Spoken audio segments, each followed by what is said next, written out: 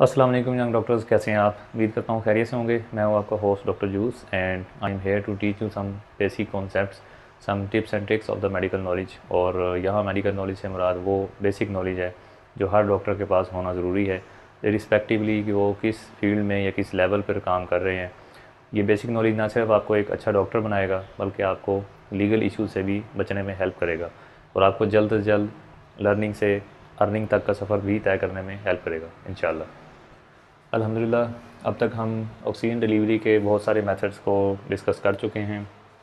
हमने simple method से discussion शुरू की थी कि हम नेज़ल पोंग को यूज़ कर सकते हैं, हम ऑक्सीजन मास्क यूज़ कर सकते हैं, हम वेंचुरी मास्क यूज़ कर सकते हैं और साथ में हम रेजरवायर बैग भी ऐड कर सकते हैं जिसको हम नॉन रीब्रीदर मास्क का नाम देते हैं।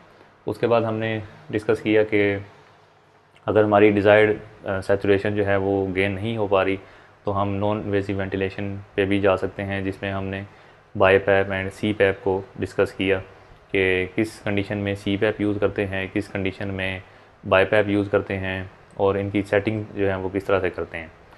और साथ ही हमने ये भी डिस्कस किया कि अगर इन सारे तरीक़ों के बावजूद भी हमारी डिज़ायर्ड सैचुरेशन जो है वो गेन नहीं हो पा रही तो फिर हमें इन्वेसिव वेंटिलेशन का सहारा लेना पड़ता है।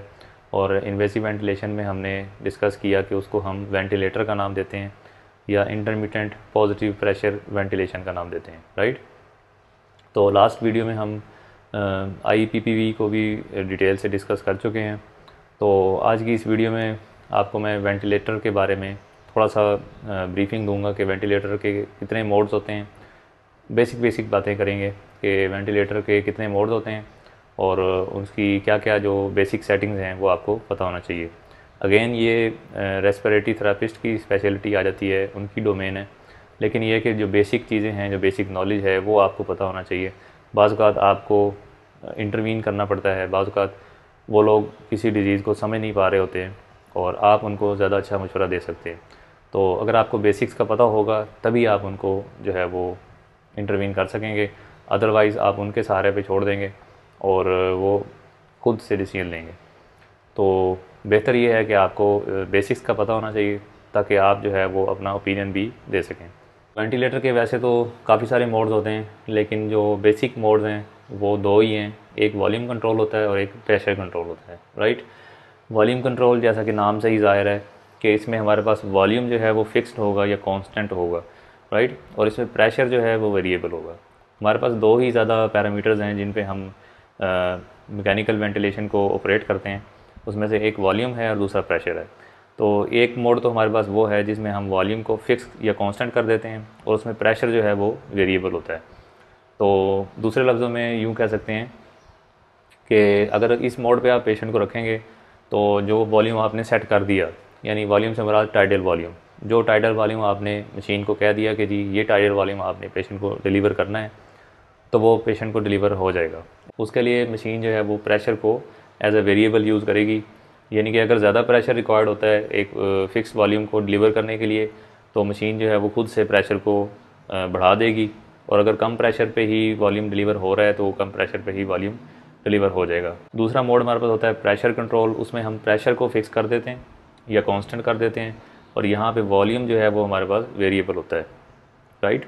ये मोड बेसिकली जो है वो एक ट्रायल मोड होता है जब आपने पेशेंट को एक्सट्यूबेट करना हो। इसमें हमारे पास मैंडेटरी ब्रीदिंग की ऑप्शन नहीं होती, इसमें हम टाइडल वॉल्यूम को सेट नहीं कर सकते, इसमें हम फ्रीक्वेंसी या रेस्पिरेटरी रेट को जो है वो सेट नहीं कर सकते। इसमें सिर्फ हमारे पास एक प्रेशर की ऑप्शन जो है वो हमारे हाथ में होती है और उसको हम कंट्रोल कर सकते हैं या फिक्स कर सकते हैं।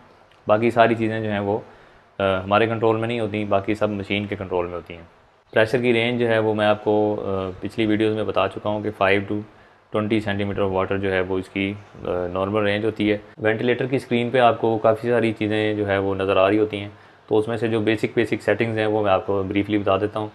नंबर 1 FiO2, ये हम पहले कई दफ़ा डिस्कस कर चुके हैं कि ये इंस्पायर्ड एयर के अंदर जो ऑक्सीजन की सैचुरेशन है उसको FiO2 बोलते हैं, और वेंटिलेटर की स्क्रीन पे आपको ये पॉइंट में शो होती है, यानी 0.5, 0.6, 0.1। रूम एयर पे हमने डिस्कस किया था कि 21% होती है, और 0.5 अगर लिखा हुआ आ रहा है स्क्रीन पे तो इसका मतलब ये है कि 50% FiO2 जो है वो पेशेंट को डिलीवर हो रही है, और इसको हम 100% तक भी लेकर जा सकते हैं। उसके बाद पीप की ऑप्शन है। पीप हम डिस्कस कर चुके हैं, पॉजिटिव एंड एक्सपायरेटरी प्रेशर को बोलते हैं। और नॉर्मल पीप जो है हमने डिस्कस किया था कि 5 सेंटीमीटर ऑफ वाटर जो है वो नॉर्मली होती है, और ये प्रेशर जो है ये एल्विलाई को ओपन रखता है ताकि एल्विलाई जो है वो एक्टिवली डिफ्यूजन वाले प्रोसेस में पार्टिसिपेट करें और कार्बन डाइऑक्साइड को और ऑक्सीजन को डिफ्यूज़ करें, राइट। अगर प्रेशर इससे भी ज़्यादा फॉल कर जाएगा तो एल्विलाई कोलैप्स हो सकते हैं और फिर वो वेंटिलेशन नहीं करते, वो एक डेड एरिया बन जाता है। उसके बाद टाइडल वॉल्यूम है।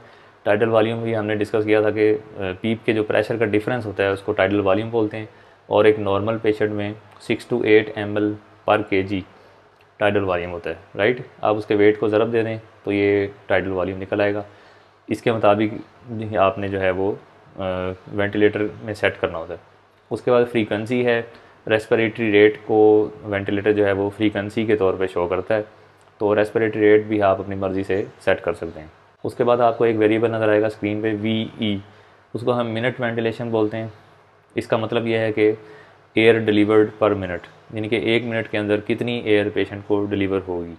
इसकी नॉर्मल रेंज जो है वो 5 to 10 लीटर्स पर मिनट तक होती है, तो इसके बीच में ही हमने कहीं इसको सेट करना होता है। उसके बाद PIP नज़र आएगा आपको, एक पीप नज़र आएगा, एक पिप नज़र आएगा। PIP stand for peak inspiratory pressure.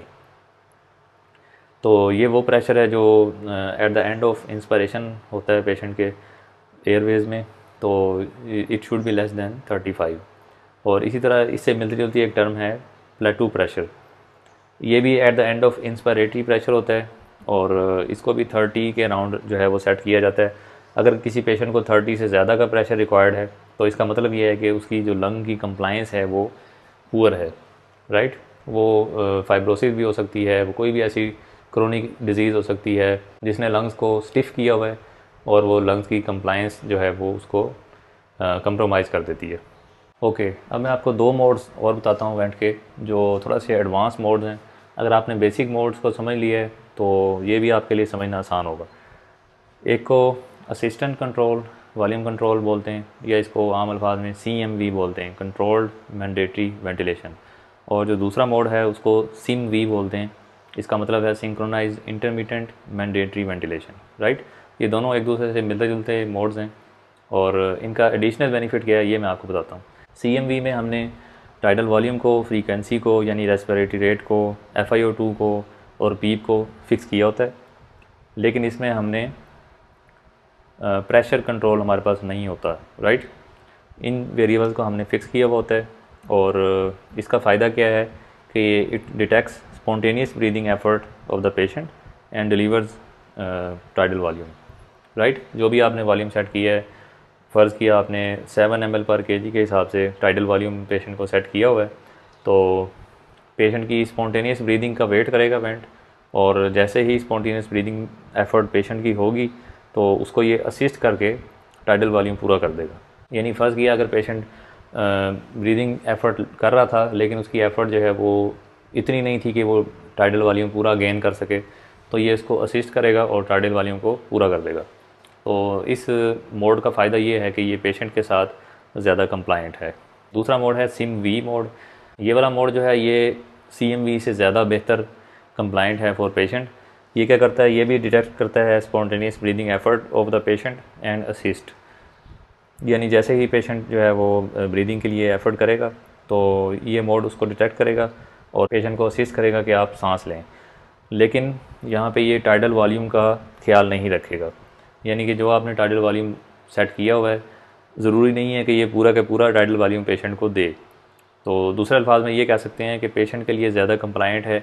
अगर पेशेंट फुली सेडेटेड नहीं भी है तो ये वाला मोड पेशेंट को जो है वो डिस्टर्ब नहीं करेगा, पेशेंट के साथ साथ चलेगा, पेशेंट को गो अहेड देगा कि आप चलें, मैं आपके साथ साथ वेंटिलेशन करवाऊंगा, राइट। लेकिन अगर ऐसा हो कि स्पॉन्टेनियस ब्रीदिंग एफर्ट पेशेंट की इतनी अच्छी ना हो कि वो जो है मिनट वेंटिलेशन गेन कर सके और उसकी वजह से सैचुरेशन ड्रॉप करने लगे या पेशेंट को डिस्निया होने लगे, तो फिर ये मोड जो है वो ऑटोमेटिकली CMV में कन्वर्ट हो जाता है।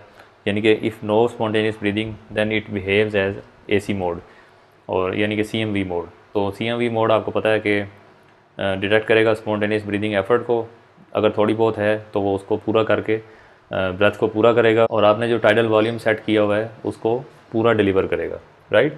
तो इस तरह यह है कि जो अगर सैचुरेशन ड्रॉप हो रही थी या पेशेंट को डिस्निया हो रहा था, वो चीज़ें जो हैं वो सेटल हो जाती हैं। उसके बाद फिर दोबारा वो सिम वी मोड पे हो जाता है और वेट करता है कि पेशेंट जो है वो कब खुद से ब्रीदिंग करेगा, और जैसे ही वो ब्रीदिंग करता है तो ये मोड पेशेंट को असिस्ट करता है कि जी आप सांस लें। ये मोड जो हैं ये पेशेंट के साथ साथ चलते हैं, ये इतने रिजिड नहीं है और ये पेशेंट को अलाउ करते हैं कि आप जो है वो अपनी स्पॉन्टेनियस एफर्ट शो करें तो हम आपको ब्रीदिंग करवाएंगे, राइट। इन मोड्स का फ़ायदा ये है कि पेशेंट जो है वो उसको फुली सेडेट नहीं करना पड़ता और पेशेंट की जो एग्नी है वो कम हो जाती है, पेशेंट ज़रा कंफर्टेबल हो जाता है और इन मोड्स के साथ साथ जो है वो सिंक्रोनाइज्ड वे में वेंटिलेशन करता है। ये थी एक वीडियो के वेंटिलेटर की सेटिंग किस तरह से की जाती हैं और उसमें कौन कौन से बेसिक मोड्स होते हैं और कौन से एडवांस मोड्स हैं जो पेशेंट के साथ सिंक्रोनाइज्ड वे में जो है वो ब्रीदिंग करवाते हैं। आई होप आपको इस वीडियो से फ़ायदा हुआ होगा। इसको लाइक एंड शेयर कर दीजिएगा ताकि दूसरे लोगों तक पहुंच सके। चैनल को सब्सक्राइब कर लीजिएगा ताकि नई आने वाली वीडियोस आप तक पहुंच सकें। Till the next video, I am doctor Juice. अल्लाह हाफिज़।